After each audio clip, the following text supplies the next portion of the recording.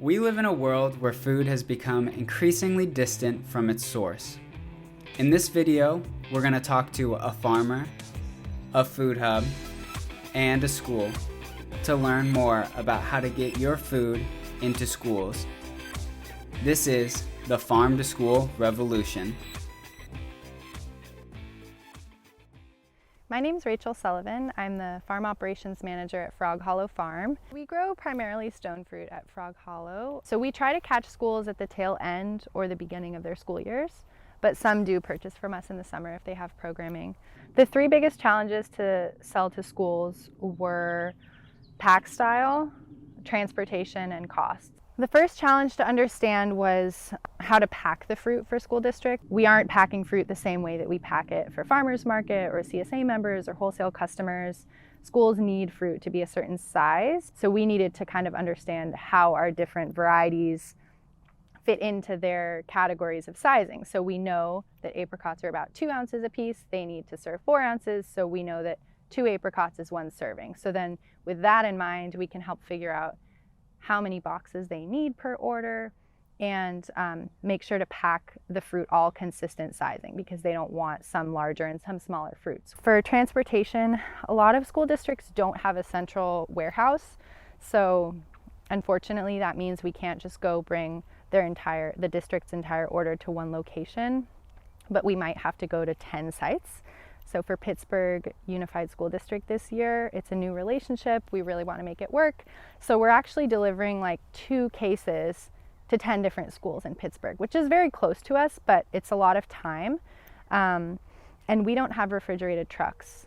So we also have run into the issue of fruit getting a little bit too warm in transit because if you're going to 10 locations, it's taking longer. The fruit's really ripe. We pick our fruit to ripeness.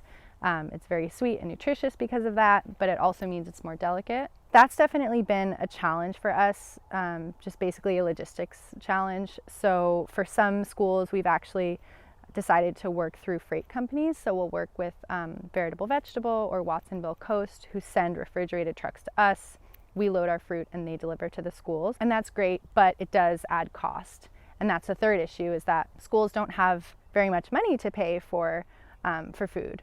Their budgets are small, and especially when you're buying organic produce, it costs more. So the process of price setting was like getting the number from Barbara of what price per pound, what their max is, what their ceiling is. They can't pay any more than this amount to get our peaches into their schools. And then our team did an analysis of how low we could possibly go for it to even be possible. And it was pretty much like the same number. And so we just went with that. My name is Jacob. I am the general manager for Spork Food Hub. I work with a lot of local farms in this area and school districts in the area. And what I do is try and make our local supply chain a little bit more efficient and also open up new markets for small growers and family farms, sustainable farms, and also make it easier for school districts and other institutions to get access to a wide variety of high quality, flavorful, nutrient dense produce. I've worked with a lot of farmers, but I think just like figuring out for yourself what role wholesale plays in your farm business. And I think for a lot of beginning farmers, there's always more of a focus on farmers markets and CSAs, and that can be great because there's a higher margin, but it's a lot of work that goes into that. And you know, if you can portion out a part of your land and just think, I'm going to grow this specifically for a wholesale market, it can be a good way to just move produce and like get a couple crops under your belt that you can grow at scale and just make a little bit of money. Yeah, so we work with over a dozen individual school districts and other restaurants and institutions. So when you send your availability to me, that's going out to a lot of different areas, and it allows you to sell, you know, maybe 3 cases to one district, 4 to another district, 6 to another district. And instead of having to make those deliveries all over this area, you can just come to one drop, bring 30 cases, and we'll do the rest of the distribution. So that's kind of the benefit, is there's a lot more market access that we are kind of trying to build for farms.